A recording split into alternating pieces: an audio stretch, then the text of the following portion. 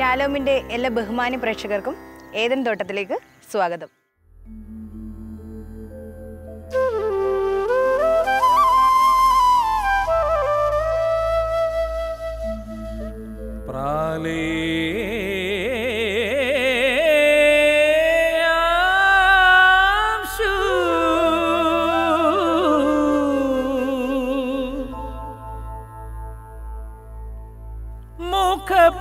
മുഖപടമണിഞ്ഞു നിന്നും നീലാകാശ കുടയുടെ കീഴിൽ വെയിൽ കാഞ്ഞും ഭൂമി വാഴുന്നും ഋതുഭേദ നിറങ്ങളാടും ആവാസഗേഹമായി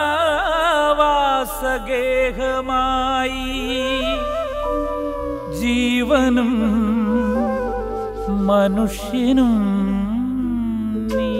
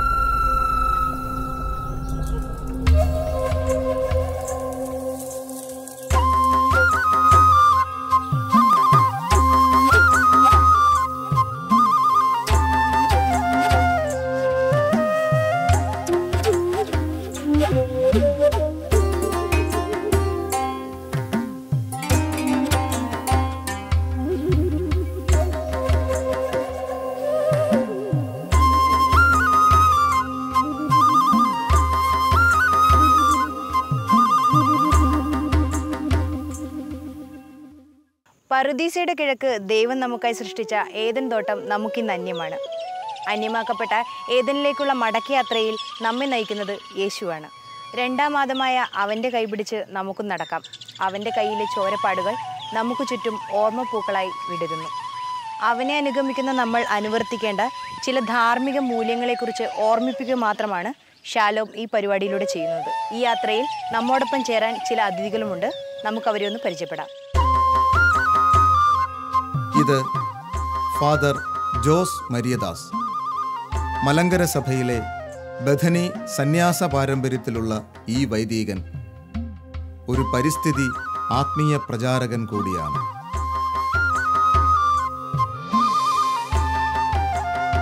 professor James Manimala, Changanassery SB കോളേജിലെ മലയാള വിഭാഗം മേധാവിയായി വിരമിച്ച ശേഷം ഇപ്പോൾ മധ്യ കേരളത്തിലെ ക്രിസ്ത്യാനികളുടെ ഭാഷയും സംസ്കാരവും എന്ന വിഷയത്തെ അധികരിച്ച് പഠനങ്ങൾ നടത്തുന്നു.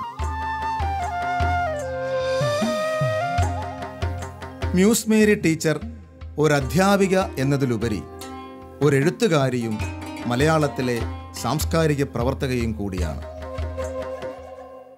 പാരിസ്ഥിതിക പാപങ്ങളെക്കുറിച്ച് നമ്മെ ബോധവാന്മാരാക്കുന്ന ഫ്രാൻസിസ് മാർപ്പാപ്പയുടെ അങ്ങേക്ക് സ്തുതി എന്ന ചാക്രിക ലേഖനമാണ് ഏദൻ തോട്ടത്തിലേക്കുള്ള ഈ മടക്കയാത്രയ്ക്ക് ഞങ്ങളെ പ്രേരിപ്പിച്ചത്.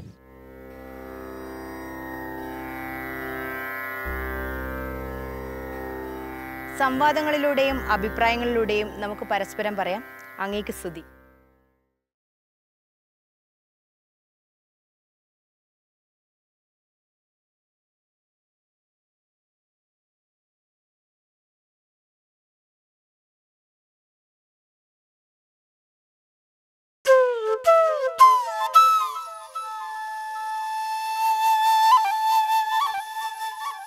നമ്മുടെ മാർപ്പാപ്പായുടെ അങ്ങേക്ക് സ്തുതി എന്നുള്ള ഈ ചാക്രിക ലേഖനം സഭയിൽ, പ്രത്യേകിച്ച് ആഗോള സഭയിൽ എല്ലായിടത്തും, അതുപോലെ തന്നെ സഭയ്ക്ക് പുറത്തും ഒരു ചലനം സൃഷ്ടിക്കാൻ സാധിച്ചിട്ടുണ്ട്.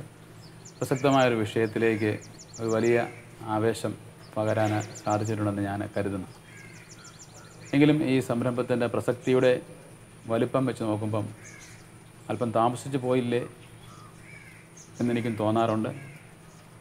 താമസിച്ചിട്ടുണ്ടെങ്കിൽ തന്നെയും ഇതിൻ്റെ പ്രസക്തി കണക്കിലെടുക്കുമ്പോൾ അത് ഏറ്റവും ഉചിതമായ ഒരു സംഭവം എന്ന രീതിയിലാണ് ആ ചാക്രിക ലേഖനത്തെയും തുടർന്ന് സഭ ഏറ്റെടുത്തിരിക്കുന്ന വലിയ സംരംഭത്തെയും ഞാൻ കാണുന്നത്. 20ാം നൂറ്റാണ്ട് പൊതുവെ പരിസ്ഥിതിയെക്കുറിച്ചുള്ള വലിയ ചിന്തയും പഠനവും ആശങ്കകളും ഒക്കെ മുന്നോട്ട് വെച്ചൊരു കാലമായിരുന്നു. ഇക്കോളജി എന്ന് പറയുന്ന ഒരു ശാസ്ത്ര വിഭാഗം രൂപപ്പെട്ടതിന് ശേഷം പിന്നീട് അത് 1962 ദ സൈലന്റ് സ്പ്രിംഗ് എന്ന് പറയുന്ന പുസ്തകം വരിക. ഈ പുസ്തകം വന്നതോടുകൂടി വികസിത രാജ്യങ്ങളെ സംബന്ധിച്ച് അവർ നടത്തുന്ന കാർഷിക വിപ്ലവങ്ങൾ അല്ലെങ്കിൽ വൻതോതിലുള്ള വിളവെടുപ്പിന് വേണ്ടി നടത്തുന്ന കീടനാശിനി പ്രയോഗത്തെക്കുറിച്ച് ഒരു റീതിങ്കിങ് ഉണ്ടാകുന്നു. ലോകമെമ്പാടും അതിൻ്റെ അലയൊലികൾ ഉണ്ടാകുന്നുണ്ട്. അതിന് പിന്നാലെയാണ് സ്ത്രീവാദത്തെയും പരിസ്ഥിതിയും ചേർത്ത് വെച്ചിട്ടുള്ള ആലോചനകൾ. പിന്നീട് പരിസ്ഥിതി ദൈവശാസ്ത്രം ഉണ്ടാകുന്നു. അങ്ങനെ പൊതുവെ 20ാം നൂറ്റാണ്ട് പല രീതിയിൽ അതൊരു പരിസ്ഥിതി സൗന്ദര്യശാസ്ത്രം ആകുന്നു. പരിസ്ഥിതി സോഷ്യൽ ഇക്കോളജി എന്ന് പറയുന്ന ഒരു വലിയ സാമൂഹ്യശാസ്ത്ര വിഭാഗം തന്നെ ഉണ്ടാവുകയാണ്. അങ്ങനെ വളരെ സജീവമായ ഒരു വിഷയമായിരുന്നു ഈ പരിസ്ഥിതി 20ാം നൂറ്റാണ്ടിൽ. അതേസമയം തന്നെ ഈ പരിസ്ഥിതിക്ക് തടസ്സം ഉണ്ടാക്കുന്ന രീതിയിലുള്ള ധാരാളം അല്ലെങ്കിൽ ഇത് നശിപ്പിക്കുന്ന രീതിയിലുള്ള വലിയ യുദ്ധങ്ങളും വലിയ തകർച്ചകളും ഉണ്ടായ ഒരു കാലവുമാണിത്. അപ്പോൾ കോഫി അന്നാൻ UN-ൻ്റെ സെക്രട്ടറി ജനറൽ ആയിരിക്കുന്ന സമയത്ത് അദ്ദേഹം ഒരു കമ്മിറ്റിയെ വെച്ചായിരുന്നു. ക്ലിഫോർഡ് പോളികാർപ്പ് എന്ന് പറയുന്ന ആൾ അധ്യക്ഷനായിട്ടുള്ള ആ കമ്മിറ്റി വെച്ച വലിയൊരു ഭയപ്പെടുത്തുന്ന ഒരു റിപ്പോർട്ടാണ് വെച്ചത്. ഭൂമി ഇങ്ങനെ ഒരു തീർന്നു പോകുന്ന ഒരു തീൻതട്ടമായി കഴിഞ്ഞു.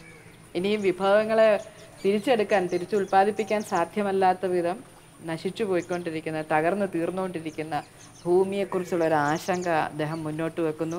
ഇതൊരു അലാമിംഗ് ആയിട്ടുള്ളൊരവസ്ഥയായിരുന്നു. അപ്പോൾ എനിക്കൊന്ന് പിന്നീട് ഇപ്പം ഏറ്റവും അടുത്ത് മാർപ്പാപ്പയുടെ ഈ ചാക്രിക ലേഖനം വന്നതോടുകൂടി ആഗോളതലത്തിൽ ഇതിനൊരു ആധ്യാത്മികവും ദൈവശാസ്ത്രപരവും പ്രായോഗികവുമായ തലത്തിൽ ഇതിനെക്കുറിച്ചുള്ള വലിയ ചർച്ചയ്ക്ക് ഇത് കാരണമായിട്ടുണ്ട്.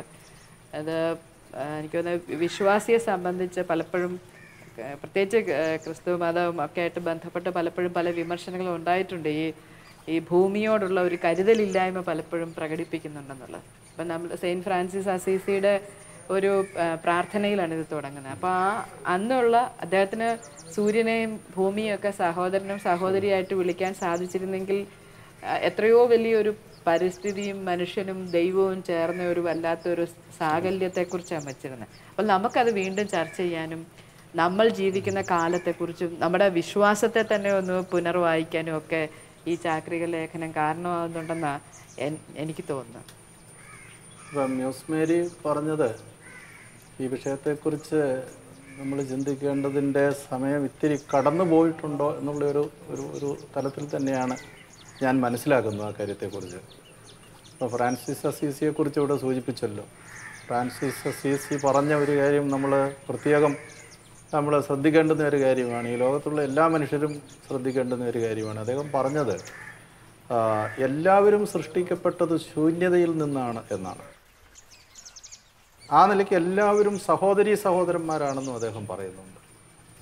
ഇപ്പം മനുഷ്യർ മാത്രമല്ല, സഹോദരന്മാരെന്ന് പറയുമ്പോൾ ആകാശത്തിലുള്ള പറവകളും ആഴിയിലുള്ള സമസ്ത ജീവജാലങ്ങളും ഭൂമുഖത്തുള്ള സമസ്ത ജീവജാലങ്ങളും സൂര്യ ചന്ദ്ര നക്ഷത്രങ്ങളും അതോടൊപ്പം തന്നെ മണ്ണും കല്ലും അഗ്നിയും അങ്ങനെ മൂർത്ത സ്വഭാവം സ്വീകരിച്ചിരിക്കുന്നവരെല്ലാവരും സഹോദരന്മാരാണ്. ഇന്ന് ആ രീതിയിൽ ചിന്തിച്ചിരുന്ന ഒരു കാലം, അവർ പാരസ്പര്യബോധത്തെ ഉൾക്കൊണ്ടിരുന്ന ഒരു കാലഘട്ടം നമുക്കുണ്ടായിരുന്നു എന്നുള്ളതാണ്. ദൗർഭാഗ്യവശാൽ ആ ഒരു പാരസ്പര്യ ബോധം, ആ ഒരു ചിന്ത ഇന്ന് നഷ്ടമായിരിക്കുന്നു. അതുകൊണ്ട് തന്നെ മാർപ്പാപ്പയുടെ ഈ ഒരു ചാക്രിക ലേഖനത്തിന് പ്രസക്തി ഏറുകയാണ്. ഏറെ ചിന്തകൾ, സംവാദങ്ങൾ പല തലങ്ങളിൽ ഉയരേണ്ടതാണ്. അതിനനുസൃതമായ രീതിയിൽ മനുഷ്യന് പ്രകൃതിയോടും മണ്ണിനോടും ഉണ്ടാകേണ്ടുന്ന ഒരു കാഴ്ചപ്പാടിലും മാറ്റം ഉണ്ടാകേണ്ടതാണ്. അയ്യപ്പപ്പണിക്കരുടെ ഭോപ്പാൽ ദുരന്തത്തിൻ്റെ പശ്ചാത്തലത്തിൽ എഴുതപ്പെട്ടിട്ടുള്ള ഒരു കവിതയിൽ പറയുന്ന ഏതാനും വരികൾ ഈ സന്ദർഭത്തിൽ ഞാൻ ഓർത്തു പോവുകയാണ്. അദ്ദേഹം പറയുന്നത്, മലിനമീ ജലം, മലിനമീ വായു, മലിനമെൻ മനം, മലിനമീ ധരാതലം സമസ്തവും. അങ്ങനെ മനുഷ്യൻ്റെ മനസ്സും ധരാതലം സമസ്തവും മലിനമായിക്കൊണ്ടിരിക്കുന്ന, അങ്ങനെ ഈ ആവാസ വ്യവസ്ഥ ജീവൻ്റെ നിലനിൽപ്പിന് കടുത്ത ഭീഷണി ഉയർത്തുന്ന ഒരു തലത്തിലേക്കാണ് എത്തിച്ചേർന്നുകൊണ്ടിരിക്കുന്നത്. അതുകൊണ്ട് ഈ ഒരു ചാക്രിക ലേഖനത്തിൻ്റെ പ്രസക്തി ഏറുന്നു എന്ന് തന്നെയാണ് എൻ്റെയും അഭിപ്രായം. അദ്ദേഹം മാർപ്പാപ്പയുടെ ഇതിനകത്ത് വളരെ എനിക്കത് വളരെ എനിക്ക് ഭയങ്കര ടച്ച് ചെയ്ത ഒരു കാര്യമാണ് അദ്ദേഹം മാനസാന്തരത്തെക്കുറിച്ച് പറയുമ്പോഴേ പാരിസ്ഥിതികമായിട്ടുള്ള ഒരു മാനസാന്തരത്തെക്കുറിച്ച് സംസാരിക്കുന്നത്. എനിക്ക് തോന്നുന്നു ഇതുവരെ സഭ അങ്ങനെ ഒരു ചിന്ത ഉണ്ടായിട്ടുണ്ടോ എന്നറിയാം. നമ്മൾ പലതരം മൗലിക ഭാവങ്ങൾ, അതിനെതിരായിട്ടുള്ള പുണ്യങ്ങളും നമ്മുടെ മാനസാന്തരങ്ങളും മനസ്താപങ്ങളും ഒക്കെ നമ്മൾ പറയുമ്പോഴും ഈ പ്രകൃതിയെക്കുറിച്ച് നമ്മൾ ഒരു മനസ്താപം സൂക്ഷിക്കേണ്ടതുണ്ട് എന്ന് എനിക്ക് തോന്നുന്നില്ല. അതൊരു പുസ്തകത്തിലായിരുന്ന പോലെ നമ്മുടെ നിത്യജീവിതത്തിലേക്ക് അത് വന്നാൽ മാത്രമേ എനിക്ക് തോന്നുള്ളൂ ഭയങ്കരമായിട്ടുള്ളൊരു ഉത്കണ്ഠയും ജാഗ്രതയും ഉത്തരവാദിത്വം ഉണ്ട്. റെസ്പോൺസിബിലിറ്റി ഭീകരമാണ്. പ്രകൃതിയോടുള്ള ആ ഒരു മനോഭാവത്തിലുണ്ടാകേണ്ടുന്ന അടിയന്തരമായിട്ടുണ്ടാകേണ്ടുന്ന ആ ഒരു മാറ്റത്തേക്കാണ് അവിടെ ഓർമ്മിപ്പിക്കുന്ന ഈ ഒരു മാനസാന്തരം എന്നുള്ള ആ ഒരു വാക്ക്. സാർ പറഞ്ഞ സൃഷ്ടി എന്നുള്ള വാക്ക് തന്നെ വളരെ മനുഷ്യൻ്റെ കാര്യത്തിലേക്ക് വരുമ്പം അവനെ പ്രകൃതിയുമായിട്ട് ബന്ധിപ്പിക്കുന്നുണ്ടെന്ന് എനിക്ക് തോന്നുന്നു. കാരണം നമുക്ക് രണ്ട് വാക്കുണ്ട്, സൃഷ്ടിക്കുക, ഉണ്ടാക്കുക. നമ്മൾ ക്രിയേറ്റ് ചെയ്യുക, മേക്ക് ചെയ്യുക എന്ന് പറഞ്ഞു. ഇതിൻ്റെ അർത്ഥം വാസ്ത വ്യത്യാസമാണല്ലോ. സാധാരണ ഉണ്ടാക്കുക എന്ന് പറയുമ്പോൾ ആശാരി കസേര ഉണ്ടാക്കുമ്പോഴൊക്കെ തടി എന്ന് പറയുന്ന അസംസ്കൃത പദാർത്ഥം വേണം. സൃഷ്ടിക്കുക എന്ന് പറയുമ്പോൾ ഇല്ലായ്മയിൽ നിന്നാണ് സാർ അത് ചൂണ്ടിക്കാണിച്ചത്. പക്ഷേ പലപ്പോഴും നമ്മൾ ശ്രദ്ധിക്കാത്തൊരു കാര്യം, ഈ ബൈബിളിൽ പറയുന്ന സൃഷ്ടിയുടെ കർമ്മത്തിൽ മനുഷ്യൻ്റെ സൃഷ്ടിയിൽ ഒരു പ്രത്യേകതയുണ്ട്. അവസാനമാണെന്ന് മാത്രമല്ല, അവനൊരു അസംസ്കൃത പദാർത്ഥമായിട്ട് ഭൂമി ഉപയോഗിക്കപ്പെടുന്നുണ്ട്. അവനിലേക്ക് ജീവശ്വാസം ഊതിക്കയറ്റുകയാണ്. മറ്റൊന്നിലും അങ്ങനെ ഒരു കാര്യം നമ്മൾ കാണുന്നില്ല. അവന്റെ സൃഷ്ടിയിൽ പൊടിയിലേക്ക് തന്നെ മടങ്ങുകയും ചെയ്യുന്നു. അപ്പൊ അവന്റെ അസ്തിത്വത്തിൽ മണ്ണുണ്ട്, പ്രകൃതികതയുണ്ട്, ദൈവികതയുണ്ട്. ഇതിന്റെ ഒരു കോമ്പിനേഷനാണ് അവന്റെ. മർത്യൻ എന്ന മനുഷ്യ പര്യായമായിട്ട് ഉപയോഗിക്കുന്ന പദം പോലും സൂചിപ്പിക്കുന്നത് മൃത്തിൽ നിന്നുളവായവനെന്നാണ്. മൃത്ത് മണ്ണാണ്. അപ്പോൾ അവിടെ നിന്ന് വരുമ്പോൾ അവൻ ഏൽപ്പിക്കപ്പെടുന്ന ഒരു ദിവ്യമായ കർമ്മം ഏദൻ തോട്ടം സംരക്ഷിക്കാനും കൃഷി ചെയ്യാനും എന്നാണ് പറയുന്നത്. അപ്പോൾ ഇതിൻ്റെ സംരക്ഷകനായിട്ടൊരു ധാർമ്മികമായ ഒരു ബാധ്യത അവൻ്റെ സൃഷ്ടിയുടെ ആരംഭത്തിൽ അവന് കൊടുക്കുകയാണ്. എനിക്കൊന്ന് മാർപ്പാപ്പയുടെ ഈ ചാക്രിക ലേഖനത്തിൽ തന്നെ പറയുന്ന ഒരു കാര്യം, പരിസ്ഥിതിയോടുള്ള പാപം അവനവനോട് തന്നെ എതിരായിട്ടുള്ളൊരു പാപമാണ്. അത് വാസ്തവത്തിൽ ബൈബിളിൽ പറയുന്ന കാര്യം, ഇവൻ്റെ സൃഷ്ടിക്ക് വേണ്ടി ദൈവം എടുത്ത ഭൂമി, അതിനെതിരായിട്ട് അവൻ പാപം ചെയ്യുമ്പോൾ വാസ്തവത്തിൽ അവൻ്റെ അസ്തിത്വത്തിന് എതിരായിട്ടുള്ള ഒരു പാപമായിട്ടത് മാറുന്നുണ്ട്. പല ഭൂമിക്കും അവനവനും ദൈവത്തിനും എതിരായിട്ട് വരുന്നൊരു പാപസങ്കല്പേ. അങ്ങനെ ഒരു ദൈവവും മനുഷ്യനും തമ്മിലാണല്ലോ എപ്പോഴും നമ്മളുടെ പാപങ്ങളുടെ ഒരു ഘടന പലപ്പോഴും വരുന്നത്. പക്ഷെ ഇതിവിടെ എനിക്ക് തോന്നുന്ന ഭൂമിയും അതിനകത്ത് ഭാഗവാക്കാകുന്ന ഒരു പാപബോധം, പാപസങ്കല്പം ഒക്കെ വരികയാണ്. എനിക്ക് തോന്നുന്നത് ഒത്തിരി നൂറ്റാണ്ടുകളായിട്ട് എനിക്ക് തോന്നുന്നു ഒരു കൊളോണിയൽ കാലം മുതലേ നമ്മളെയൊക്കെ ഭരിച്ചുകൊണ്ടിരുന്ന ഒരു ബോധ്യങ്ങൾ തന്നെ വീണ്ടും അഴിച്ചു പണിയേണ്ട അത്യാവശ്യ സമയമായിരിക്കുകയാണ്. ഈ ഏദൻ തോട്ടം എന്ന് പറയുന്നത് ഒരു ഉൽപ്പത്തി പുസ്തകത്തിൽ മാത്രമുള്ള ഒരു സാധ്യതയാണോ അച്ഛൻ? ഒരു സ്ഥലം എന്നതിൽ ഉപരിയായിട്ട് മനുഷ്യൻ്റെ ഒരു അവസ്ഥയാണ് എന്നാണ് ഞാൻ മനസ്സിലാക്കുന്നത്. നമ്മുടെ ബൈബിളിനെ ഒരുപക്ഷെ അതിൻ്റെ പശ്ചാത്തലത്തിൽ ഇന്നത്തെ കാലഘട്ടത്തിൽ ഒരു പുനർവായനയിലേക്ക് നമ്മൾ വരേണ്ടതായിട്ട് ഉണ്ട്. ആ ഒരു മുത്തശ്ശിക്കഥയുടെയൊക്കെ ആ ഭാവത്തിൽ നിന്ന് മാറിയിട്ട് എൻ്റെ അസ്തിത്വവുമായിട്ട് ബന്ധപ്പെടുത്തി അതിനെ, അല്ലെങ്കിൽ എൻ്റെ കാലഘട്ടവുമായിട്ട് ബന്ധപ്പെടുത്തി അതിനെ ഞാൻ ഒരു പുനർവായന നടത്തേണ്ട. അവിടെ വിലക്കപ്പെട്ട കനി ഭക്ഷിച്ചു എന്ന് പറയുമ്പോൾ പലപ്പോഴും പല സാഹിത്യകൃതികളിലൊക്കെ എന്നെക്കാൾ കൂടുതലായിട്ട് നിങ്ങൾ രണ്ടുപേർക്കും അറിയാം. അത് കൊടുക്കുന്ന വ്യാഖ്യാനം ഒരുപക്ഷെ വഴിമാറി പോകുന്നുണ്ടെന്ന് എനിക്ക് തോന്നുന്നുണ്ട്. നിങ്ങൾ പെരുകി ഭൂമി നിറയുവീൻ എന്ന് പറയുമ്പോൾ ഇത് സന്താനങ്ങളുടെ ഉൽപ്പാദനവും അല്ലെങ്കിൽ ലൈംഗികതയുമായിട്ടൊന്നും ബന്ധപ്പെട്ടതാണെന്ന് എനിക്കൊരിക്കലും തോന്നിയിട്ടില്ല. എനിക്ക് തോന്നുന്നത് ഈ ഭൂമിയുടെ സംരക്ഷകനായിരിക്കുന്നവൻ അവൻ്റെ ഒരു സ്വാർത്ഥതയ്ക്ക് വേണ്ടി ഇതിൽ നിന്ന് മോഷ്ടിക്കുമ്പോൾ ചൂഷണമാണ്. പരിസ്ഥിതിയുമായിട്ടുള്ള ഇവൻ്റെ ഹാർമോണി അല്ല, അവൻ്റെ ആ സമതുലിതാവസ്ഥയോ ലയമോ അവൻ്റെ ആത്മബന്ധമോ നഷ്ടപ്പെടുന്നതാണ് പാപം. അങ്ങനെയാ ശരിക്കും ഈ ദൈവത്തോടൊപ്പം നടന്ന് സംസാരിക്കാൻ പറ്റുന്ന ഒരു മനുഷ്യനുള്ള ദൈവവും മനുഷ്യനും കൂടെ പരദീസായി കൂടെ ഉലാത്തിക്കൊണ്ട് വർത്താനം പറയുക എന്ന് പറയുമ്പോൾ ഏറ്റവും ഹൃദയബന്ധമുള്ള ഒരു മനുഷ്യ ദൈവ പാരിസ്ഥിതിക ബന്ധത്തിൽ നിന്ന് ആ ഒരു ഇത് മൂന്നും ചേർന്ന് അവിടെയാണ് പാപം എന്ന് പറയുമ്പോൾ ഒരു പെട്ടെന്നൊരു ബ്രേക്ക് വരുന്നത്. പിന്നെയാണ് ദൈവത്തിനോട് അവർക്ക് ദൈവത്തോട് സംസാരിക്കാൻ പറ്റാതെ വരികയാണല്ലോ. അപ്പോഴാണല്ലോ പോയി ഒളിച്ചിരിക്കേണ്ട ഒരു കാര്യം വരിക. ഭയപ്പെട്ടു എന്നാണ് പറയുന്നത്. അതിന്റെ ആ നിർമ്മലത അതുവരെ ഉണ്ടായിരുന്ന ആ ലയം പോയി. അതെ, ഒരു പക്ഷേ ഞാൻ എപ്പോഴും ഈ വിശ്വാസ പ്രമാണം ചൊല്ലുമ്പോഴും അതിനെക്കുറിച്ച് ഓർക്കുകയൊക്കെ ചെയ്യുമ്പോൾ ഞാൻ ചിന്തിക്കാറുള്ള ഒരു കാര്യം, ക്രൈസ്തവൻ്റെ ആ ഒരു വിശ്വാസത്തിൻ്റെ ഒരു ആദർശത്തിൻ്റെ ഒക്കെ ഒരു കേന്ദ്ര ബിന്ദു എന്ന് പറയുന്നതാണ് വിശ്വാസ പ്രമാണം എന്ന് പറയുന്നത്. ആ വിശ്വാസ പ്രമാണത്തിൽ വളരെ സ്പഷ്ടമായിട്ട് പറയുന്ന ഒരു കാര്യമുണ്ട്, അവിടുന്ന് വഴി പ്രപഞ്ചം സംവിധാനം ചെയ്യപ്പെട്ടു എന്ന് പറയുന്ന ഒരു ഭാഗമുണ്ട്, എല്ലാം സൃഷ്ടിക്കപ്പെടുകയും ചെയ്തു എന്ന് പറയുന്നുണ്ട്. അപ്പോൾ അതിൽ പരമപ്രധാനമായ ഒരു കാര്യം എന്ന് പറയുന്നത് പ്രപഞ്ച സംവിധാനം എന്ന് പറയുന്നതാണ്.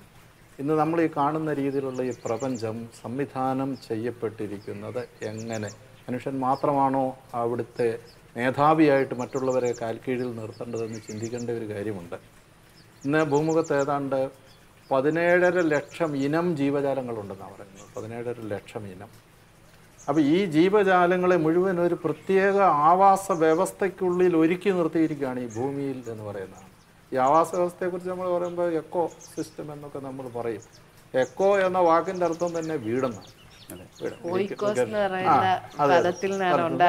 സമഗ്ര ഗൃഹം, യൂണിവേഴ്സൽ ഹോം എന്നുള്ള അർത്ഥത്തിലാണ്. അപ്പൊ ഇക്കണോമിക്സും എക്യുമെനിയും ഇക്കോളജിയും ആ ഒരു റൂട്ടിൽ നിന്നാണ് വരുന്നത്. അപ്പൊ അവിടെ നമ്മുടെ ഇന്ത്യൻ ദർശനമനുസരിച്ച് ഇതിഹാസങ്ങളിൽ മാത്രമല്ല ഈ ഉപനിഷത്തുകളിലൊക്കെ പറയുന്ന ചില ആശയങ്ങളുമായിട്ട് ഇതിനെ ചേർത്ത് വെച്ച് നമ്മൾ വായിക്കണം. എത്ര വിശ്വം ഭവത്യേക നീടം എന്ന് പറയുന്ന ഒരു കാര്യമുണ്ട് അല്ലേ.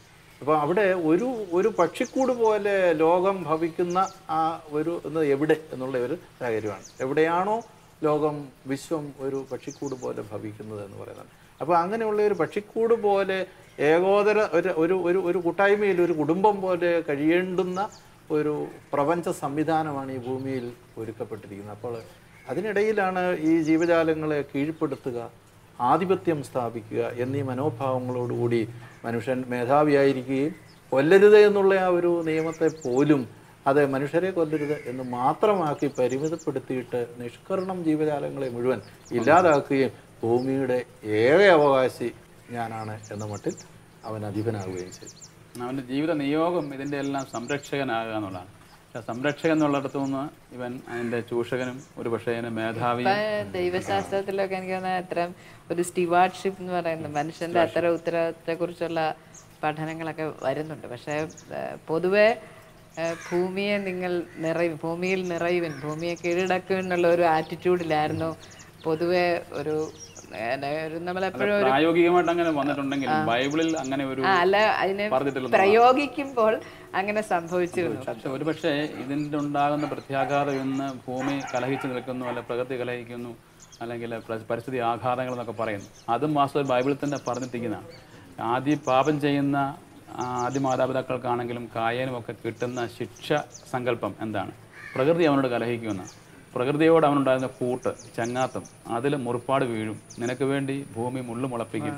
അപ്പോൾ അതെല്ലാം സൂചിപ്പിക്കുന്നത് പ്രകൃതി ഇവനോട് മറുതലിച്ച് നിൽക്കുന്നു, ഇവൻ്റെ സൗഹൃദം നഷ്ടപ്പെടുന്നതാണ്. പിന്നീട് വരുന്ന പാപങ്ങൾ സോദോം ഗൊമോറ നശിപ്പിക്കുക, മനുഷ്യൻ പ്രകൃതി വിരുദ്ധമായ പാപങ്ങളിൽ ഏർപ്പെടുമ്പോഴും പ്രകൃതിയുടെ കലഹമായിട്ടാണ് ശിക്ഷ വരുന്നത്. മഴയായിട്ടും അഗ്നിയായിട്ടും ഒക്കെ വരുന്നത് പ്രകൃതിയുടെ കലഹമായിട്ടാണ്. അപ്പോൾ പ്രകൃതിയോടുള്ള ഇവൻ്റെ ആത്മബന്ധം ഇവൻ വെട്ടിമുറിക്കുമ്പം ഇവനുള്ള ശിക്ഷയും ഇവൻ തന്നെ രൂപപ്പെടുത്തുക.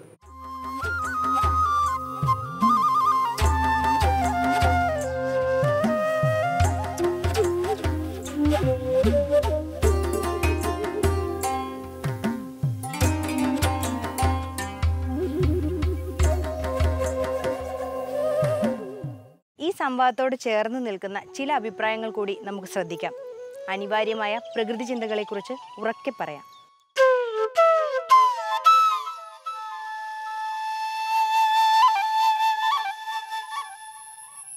അടുത്ത കാലത്താണ് പരിസ്ഥിതി ആധ്യാത്മികതയെക്കുറിച്ച് ലോകം ചിന്തിച്ചു തുടങ്ങിയത്. സർവനാശത്തിൻ്റെ നെറുകയിൽ എത്തി നിൽക്കുമ്പോഴാണ് പരിസ്ഥിതിയെക്കുറിച്ച് ചിന്തിക്കാനുള്ള ഒരു ഉൾപ്രേരണ മനുഷ്യരാശിക്ക്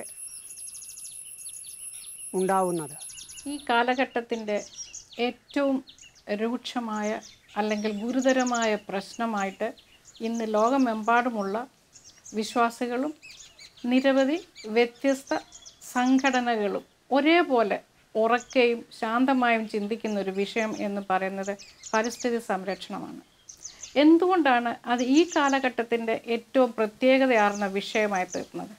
ഇപ്പോഴാണ് മനുഷ്യരാശി പല രീതിയിൽ ഉണർന്ന് മനുഷ്യൻ തൻ്റെ അതിജീവനത്തിന് വേണ്ടി ഈ ഭൂമിയെ പല രീതിയിൽ മെരുക്കിയെടുത്തപ്പോൾ, പല രീതിയിൽ ഇവിടുത്തെ ജീവജാലങ്ങളെ മെരുക്കിയെടുത്തപ്പോൾ ഈ പ്രകൃതി നമുക്കിഷ്ടപ്പെട്ട രീതിയിൽ കൈകാര്യം ചെയ്തതിൻ്റെ അനന്തരഫലമായി നിരവധി ദൂഷിത വശങ്ങൾ വന്നുവെന്നും അത് മനുഷ്യരാശിക്കും ഇവിടുത്തെ ജൈവ വ്യവസ്ഥിതിക്കും ഇവിടുത്തെ ഭൂമിശാസ്ത്രപരമായ വ്യവസ്ഥിതിക്കും ദോഷമായി ഉണ്ട് എന്നുള്ള ഒരു അറിവ് മനുഷ്യനെ സാരമായി ബാധിച്ചത് ഇപ്പോഴാണ്. അതുകൊണ്ടാണ് ഇന്ന് എല്ലാവരും അതിനെക്കുറിച്ച് ചിന്തിക്കുന്നത്. ഏതൊക്കെ രീതിയിലാണ് ഇത് മനുഷ്യരാശിയെ, ഇവിടുത്തെ ഭൂമിശാസ്ത്രത്തെ, ഇവിടുത്തെ ജൈവ വ്യവസ്ഥിതിയെ, ജീവജാലങ്ങളെയും നദികളെയും പുഴകളെയും ബാധിച്ചതെന്നും വായു മലിനീകരണം എങ്ങനെയാണ് നമ്മുടെ ജീവിതം തകർത്തുകൊണ്ടിരിക്കുന്നതെന്നൊക്കെ നമ്മൾ ചിന്തിക്കേണ്ട കാര്യങ്ങളാണ്. അപ്പോഴാണ് ഫ്രാൻസിസ് മാർപ്പാപ്പയുടെ ഒരു ലേഖനത്തിനകത്ത് അദ്ദേഹം പരിസ്ഥിതി സംരക്ഷണത്തിന് ഊന്നൽ നൽകിക്കൊണ്ട് തന്നെ നൽകിയിരിക്കുന്ന ലേഖനത്തിൽ പരിസ്ഥിതി സംരക്ഷണത്തിൻ്റെ വ്യത്യസ്ത മുഖങ്ങളും വ്യത്യസ്ത ഭാവങ്ങളെക്കുറിച്ചും അദ്ദേഹം പരാമർശിക്കുന്നുണ്ട്. അദ്ദേഹം പരാമർശിക്കുന്ന ഈ വ്യത്യസ്ത തലങ്ങളിലെല്ലാം അദ്ദേഹം ഊന്നൽ കൊടുത്തിരിക്കുന്നത് ഒരു ഗ്ലോബൽ ഇക്കോളജി എന്ന് പറയുമ്പോൾ അതിനകത്ത് ഹ്യൂമൻ ഇക്കോളജിയും കൂടി ഉൾപ്പെടുത്തിയാണ്. ഈ ഭൂമിയിൽ നിന്ന് അധിവസിക്കുന്ന മനുഷ്യരാശിയെ ഒഴിവാക്കിക്കൊണ്ട് ഒരു പരിസ്ഥിതി സംരക്ഷണം ഇനി സാധ്യമല്ല. അപ്പോൾ മനുഷ്യൻ്റെ ആവശ്യങ്ങൾ എന്തെന്ന് ചിന്തിച്ചുകൊണ്ട് തന്നെ ആ ആവശ്യങ്ങൾ അത്യാവശ്യങ്ങളും ആർത്തിയുമായി ഇനിയെങ്കിലും മാറാതെ എങ്ങനെ ഈ ഭൂമിയെയും ഈ ഭൂമിയുടെ സസ്യലതാദികളെയും മൃഗങ്ങളെയും നമുക്ക് സംരക്ഷിക്കാമെന്നാണ് നമ്മൾ ചിന്തിക്കേണ്ടത്. എല്ലാ ആധ്യാത്മികതയും തുടക്കത്തിൽ പരിസ്ഥിതി ആധ്യാത്മികതയായിരുന്നു. പരിസ്ഥിതിയുമായിട്ട് ബന്ധപ്പെടാത്ത ഒരാധ്യാത്മികതയും ഇല്ലെന്ന് തന്നെ പറയാം. ദൈവം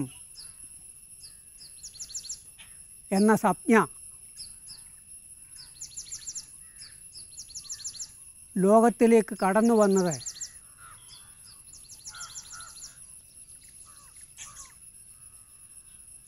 പ്രകൃതിയുടെ മുഖത്ത് നിന്നാണ്. അപരിഷ്കൃതരെന്നൊക്കെ നമ്മൾ വിശേഷിപ്പിക്കുന്ന ആദിയിലെ മനുഷ്യർ ദൈവത്തെ കണ്ടെത്തിയത് വെളിപാട് പുസ്തകങ്ങളിൽ നിന്നല്ല, ആകാശത്തിലേക്ക് നോക്കിയ മനുഷ്യൻ്റെ, സൂര്യോദയത്തിൻ്റെ അത്ഭുതം കണ്ട മനുഷ്യൻ്റെ, കടൽ ഭൂമിയെ ചുംബിക്കുന്നത് കണ്ട മനുഷ്യൻ്റെ മനസ്സിൽ പൊട്ടിവീണ വാക്കാണ് ദൈവം. ഫ്രാൻസിസ് പാപ്പായുടെ ചാക്രിയ ലേഖനമായ ലൗദാത്തോ സി പ്രകൃതിയെക്കുറിച്ചും പ്രകൃതിയുടെ സംഭാവനയെക്കുറിച്ചും പ്രകൃതി വഴിയായിട്ട് നമുക്ക് ലഭിക്കുന്ന ദാനങ്ങളെക്കുറിച്ചും ഒക്കെ പ്രതിപാദിക്കുന്നുണ്ടല്ലോ.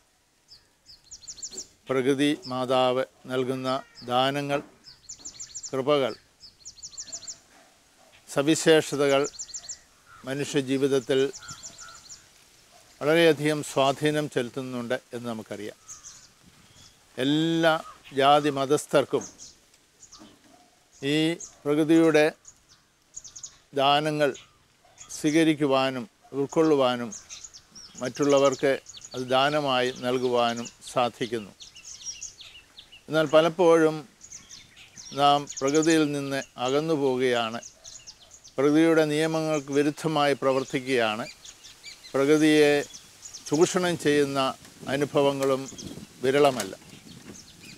പ്രകൃതിയിലേക്ക് മടങ്ങുക, പ്രകൃതിയിലേക്ക് തിരിച്ചു വരിക, പ്രകൃതിയുടെ നിയമാനുഷ്ഠാനങ്ങൾ അനുഷ്ഠിക്കുക, ഇതാണ് ഏറ്റവും അനുകരണീയമായിട്ട് ഉള്ളത്.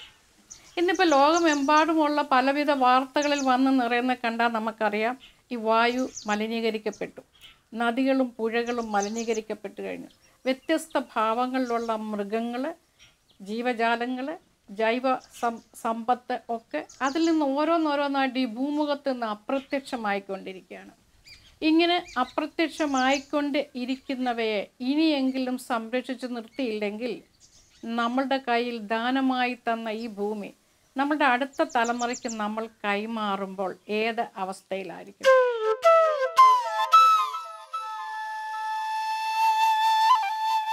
സഹജീവികളെ കൊന്നും അന്യൻ്റേതെല്ലാം അപഹരിച്ചും നാം ദൈവകൽപ്പനകൾ ലംഘിച്ചു. ഫലമോ പ്രളയജലമായും അഗ്നിമഴയായും കാലാകാലങ്ങളായി ദൈവം നമുക്ക് മുന്നറിയിപ്പുകൾ നൽകി. അനുഭവങ്ങളിൽ നിന്നും പാഠം പഠിക്കാത്ത നമ്മൾ വീണ്ടും വീണ്ടും അനിവാര്യമായ പ്രകൃതി ദുരന്തങ്ങൾ ഏറ്റുവാങ്ങി.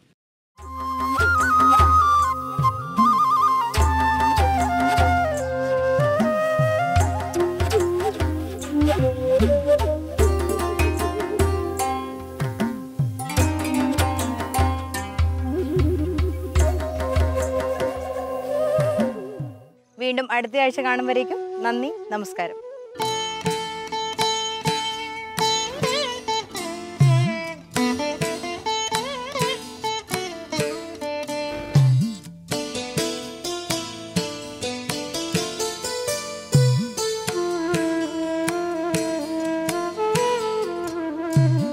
ഒരു പാട്ടു പിന്നെയും പാടി നോക്കുന്നിതാ ചിറകൊടിഞ്ഞുള്ളൊരു കാട്ടുപക്ഷി.